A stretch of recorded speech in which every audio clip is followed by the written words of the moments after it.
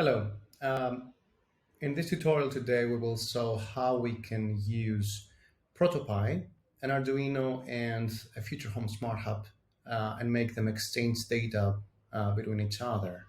The goal of this presentation is to demonstrate how we can prototype with real data and create advanced prototypes for software and hardware interactions. I will start off by this demonstration. This is what we're going to be building today.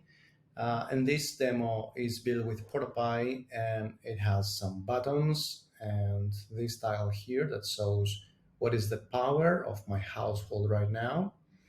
And you can see from the camera above that I can trigger devices to turn on or off just by clicking those controls. What is also interesting is that we will also make an event, a log, which will show all the recent events with a timestamp, the device name, and the state, and also its consumption. So let's get started. How can we build something like this? Is it fast? Is it easy? All of those questions will be answered pretty fast for you. These are the prerequisites you need to make this work. So you need a Future Home app, you need an account, you need some devices in there. The simplest way to work with this is having some wall outlet sockets that you can turn on and off remotely. And the first thing you need to do is to go to Household Hub Settings and enable an MQTT broker. So this is actually exposing your hub into the internet so that you can access it and listen to what it does. First off, I will open my Future Home app. I have a desktop version of it. And I will go to Settings, Household, scroll down to Hub Settings and Local API Setup. And here, it's the same screen that you see here. You just type in your username and your password that you want. So these don't have to be the same as your account. It can be anything. And you click Save, and the local API is going to be unlocked for you so that you can use it. You have to pay attention to the port of your Smart Hub, and we're going to be using this in our prototype. And the second thing you want is to go to Playground, and you want to enable ThingsPlex. So very helpful so that you can see what messages are being exchanged between your Smart Hub and the application. And this is how we're just gonna copy those messages and use them in our prototypes. So you see here I have it enabled. You can enable it also yourself if it's not. And here you can see this is the IP of your Smart Hub in your local network in your house. And this is the port of the Smart Hub. We're not going to be using this one. We're going to connect with the MQTT port that we saw before, which is 1884. Secondly, you would want to have a password or not. I have disabled it. It's a local network. I feel safe about it, so I just hit save, and ThingsPlex will be ready to use. So how do you access ThingsPlex? You basically copy this into your browser and paste it, and there you go. So here you can see all the things that I have in my Future Home Smart Hub.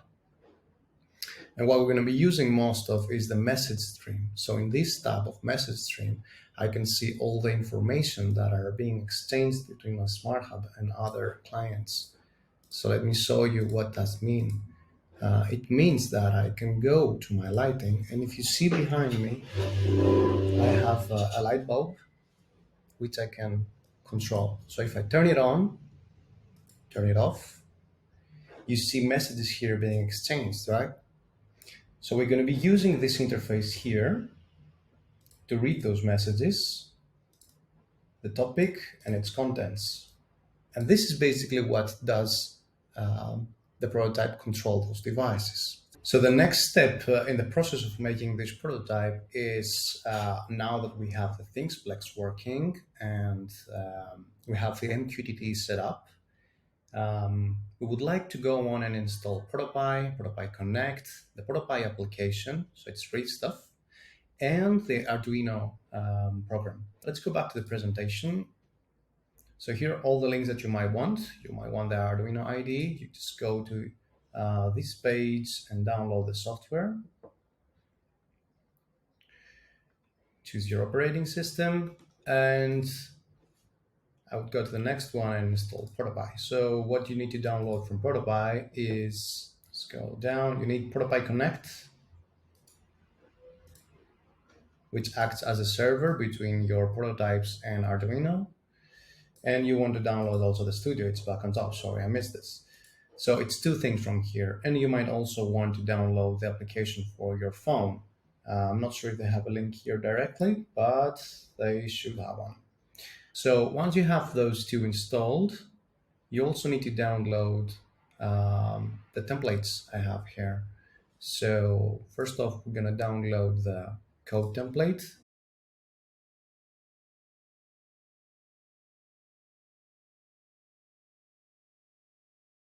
There we go. This is the code. You just have to care about this one and the topics, the nicknames, and the messages, which are going to be found here. If you want to just control two devices on and off, this is going to be enough. You're just going to edit some of the topics and messages, and it's going to be pretty easy. But if you want, you can add your own topics and messages to Exchange. And the second one is that we're going to download also the ProtoPie file, which is going to be the interface. So you go here in this link and download this one. What you want to do is open ProtoPie Connect, go to your downloads, and drag in there the file you just downloaded. So drag it in here. So what this does now, you can put here many protopies that can communicate with each other. And here is all the message stream that is going to be exchanged. Let's say you already have bought a Wi-Fi enabled MCU. This is a Feather Huzag from Adafruit, I think. And it's a very solid proposal. It's $20. So this is just going to carry the code. It's going to be connecting to our Wi-Fi network and to the MQTT broker of our Future Home Smart Hub, and it's going to be exchanging information. So it's going to be the bridge between ProtoPie and Future Home. We need this. We need this because we are with the Pro plan. Enterprise plan allows you to build bridge applications inside ProtoPie Connect. So you have here one more, which could be Socket IO, and this would be available only for enterprise users, which is a very expensive plan. But now with the limitations we have at hand, we will be using just the Arduino to be that intermediate bridge so that we make our prototypes communicate with the hub. So let's continue with putting our actual information here. My Wi-Fi is called Tosinefo. Fun fact, it just means cloud in Greek. My password.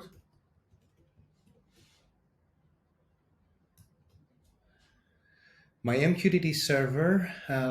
This is basically the IP, the local IP of my smart hub.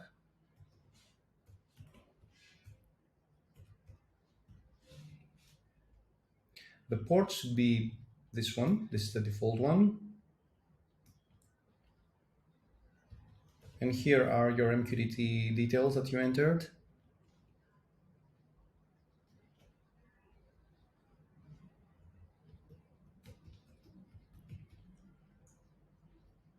All right. So this should be correct by my side. All right. Just need to tidy up that a little bit. I like it. All right. So now that we have set up my Wi-Fi, and the MQTT means that this little fella here can communicate with the internet and the server, the Future Home server. The next thing I want to do is subscribe to topics. One note before I proceed. You might be getting some errors because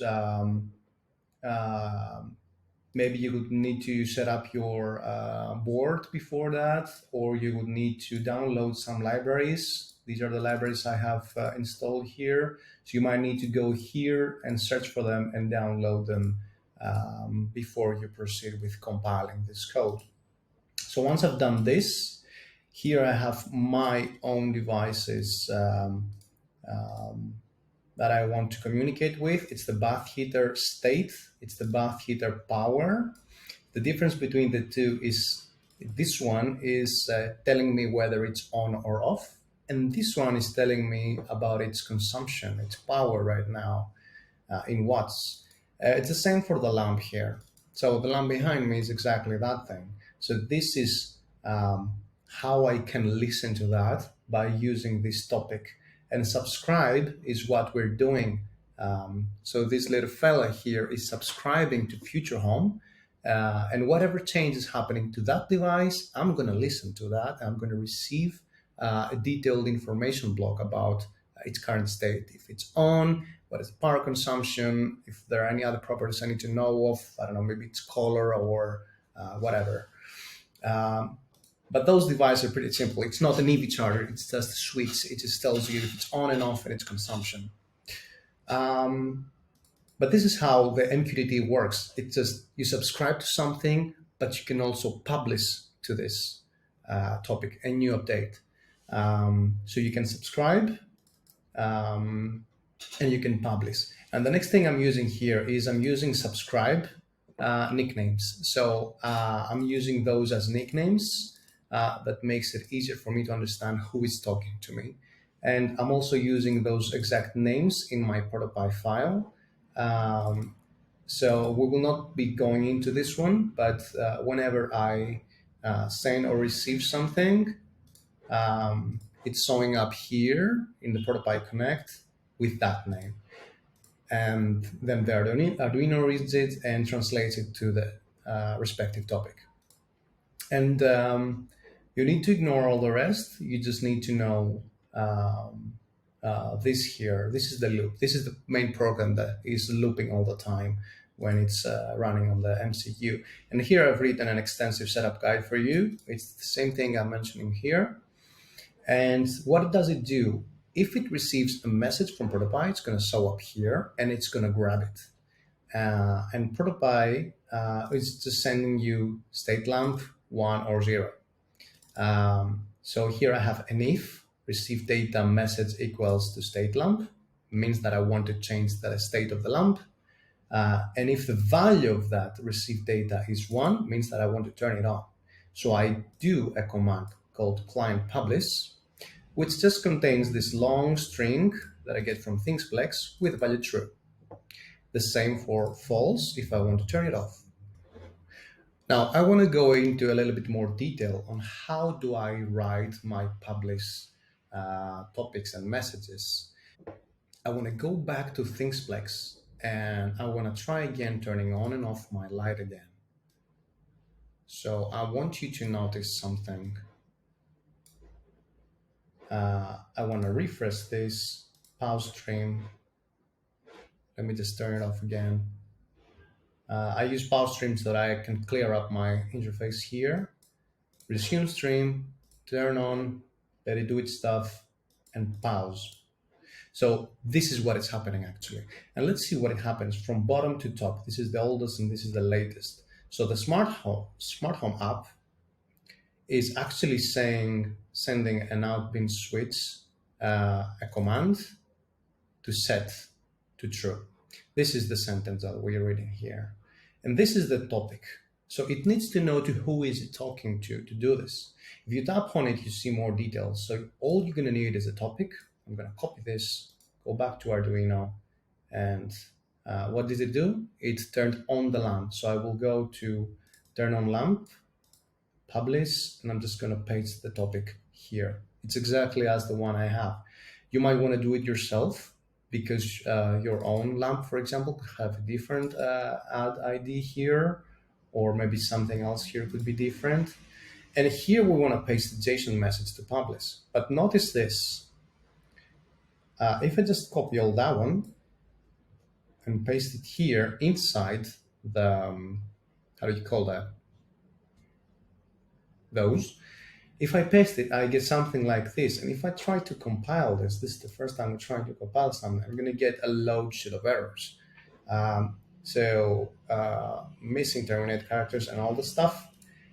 There's a way to fix this, which is what is called in programming escaping characters. So it's because there's so many characters in the JSON file, the code is misinterpreting this as it's part of code, but it's not. We just want to communicate a string.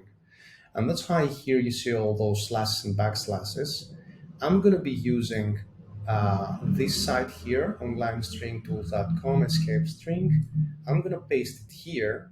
And this actually gives me a version of the same text that is not going to backfire. So you see here it remains blue line, and it's going to compile well.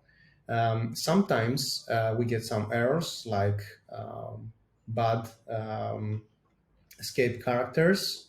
We didn't get one right now, but what I usually do is I simplify my string here. I remove some stuff I don't want, as long as it remains operatable, if that's a word. So these are the things that I want to keep. And I can use this to test it. I can copy this, go back here, open MQTT client. Let me just turn off the lamp. And I can paste it here, resume, and oh, I sent it and it didn't work. Maybe I removed something that I needed. Let's try again. Let's go back here, undo, undo, undo, undo, undo, undo, undo. Yes, so this is the whole thing I had. Let's try this one. Oh, yeah, the topic is wrong. So let me just copy also the topic. Topic is also copied here, so you can use it. Okay, so it now works. I will remove stuff like properties, if it doesn't have anything, tags, and respond to. I will also rename this to ProtoPie, so that I know in the ThingsPlex interface that this is a message coming from that one. I think also version can go. So let's try this one. I will change this to false. Okay, it works. So this is, maybe let's try also removing UID. Does it work? Yes, it does. So I'm going to keep it as short as possible. List data exchanged is better. So going back here, into slash escape, and you copy this and paste it into Arduino, and you're good to go. Now let's quickly see how we subscribe to things and turn on the lamp. Okay, pause stream. So this is the flow. As we saw, we send a command to set to true, and then we're getting an event report that it's actually set to true. So this is a publish and this is a subscribe. So you see here we have a source, and this is because we publish something. And all those with the dashes are reports. These are coming from the Future Home Smart Hub, and all those mean that you can subscribe to those messages and listen to them. And what are they actually? This one just tell you, it confirms you that, okay, I turned this on. And we're going to be subscribing to this one because this is very important. So how do I do this? It's the same way, but I will put it up here. So I want to know about the lamp state. So I'm going to put it here as a topic. It's this one exactly. And this also has a nickname. It's the third item in the table. It's a state lamp, right? And then we also want the lamp power. We also want to subscribe to listen to how much consumption does this device has. But here we also have another service which is called sensor power, and shows you that it's 4.8 and a lot of decimals. This is actually the consumption, the power right now. It's 4.8 in watts. So this is also another topic you want to subscribe to, and you will already find it subscribed here. And it's called Power Lamp. And this is the main logic. If you want to add your own subscription, you find out what you want, you paste the topic here, you create also a nickname here. You will also need to use the nickname in ProtoPie as a receive command. Let me just open this up right now quickly to show you. So what do? I receive. So whenever I subscribe, I think receive. So if you are a little bit familiar with ProtoPie receive and send commands, receive is exactly that. So you need to say to ProtoPie connect, have this message exactly the same as it's here. And you also need to assign it to a variable. And also so that's how I know that something turned on. But only when I receive a power report, this is when I'm updating the consumption. So what do? I update the total amount of power, the text. I scale up this graph to show how much it increases. And I also, if it's turned on, if the update that I received about power means that the device is on, I also want to create a new event that bath heater turned on, similar for the lamp. If it's off, I want to report a new event which will be shown here, bath heater off. And what does this little snippet here? It sends to current scene add new event. And if we go here, add new event, it basically shows a skeleton I have created. The skeleton is some lines here that are just pulsing in and out. And after a moment, they disappear and the updated event has been added there. So it's hidden again. And that's it for now, how ProtoPie and Arduino communicate with the same language via nicknames. And this is basically what it is to subscribe to, but you also want to read that message that is coming along. So we have a code in Arduino that handles this, and it's calling this callback. The callback, whenever a topic comes in, it also unloads all the payload and tells ProtoPie this is what the message says, turn on the lamp. Okay, so this is the moment of truth. We have successfully set up our subscriptions and publishing messages, and we need to compile the code in here and see what is coming out of it. So I'm going to hit upload.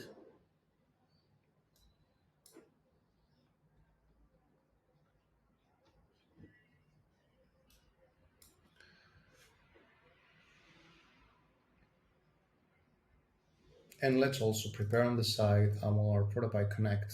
We have loaded in the Pi file, and you can either use Connect QR code so that you can scan with the ProtoPie app and open it on your phone. This is an amazing feature of them. Or you can just open it in the web browser. So let's see now, it's done uploading. Let's quickly take a look in the serial monitor. Okay, it's connected. I will quickly reset it to show you the messages that you get. Okay. Reset, yeah. So it starts by showing some dots. This is loading, trying to connect in the Wi-Fi network.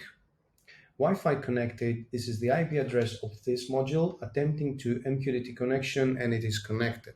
So if you don't get any connected, probably it's your MQTT settings, you mistyped something, or the MQTT is not open. If it's not open, please reach out to IT. We know how to figure out if the MQTT is actually opened in your future home smart hub.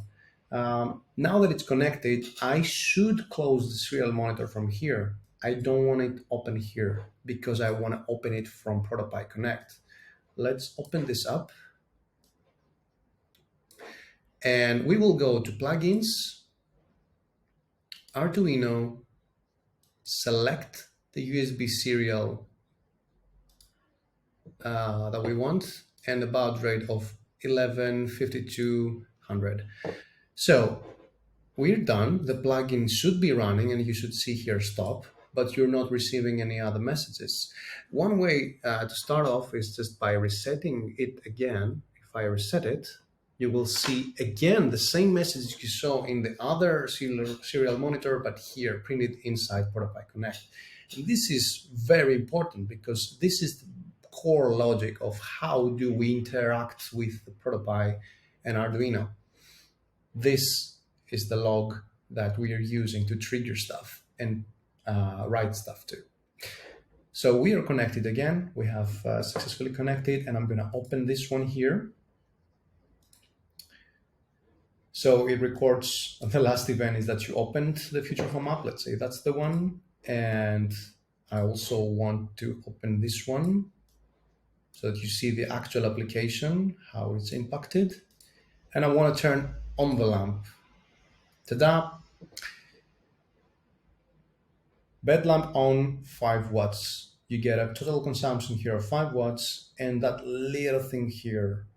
And you also see feedback from that one. I might be closing the light from my app or another client, any client that I create. And this also notifies Arduino because it's subscribed to that event. And this updates also the ProtoPie because that is the latest state of the lamp. So I can also show you a bigger effect with my heater in my bathroom. So this is a pretty beefy heater, which actually shows much more impact in the current power consumption of my household. I can also open this and you see both sum up to 860 watts. I cannot do anything really here, but I could ideate on how to handle this. We have been getting all the events with a timestamp, and this is basically the magic that we wanted to achieve, control something from ProtoPie. A few details about the messages that we exchange.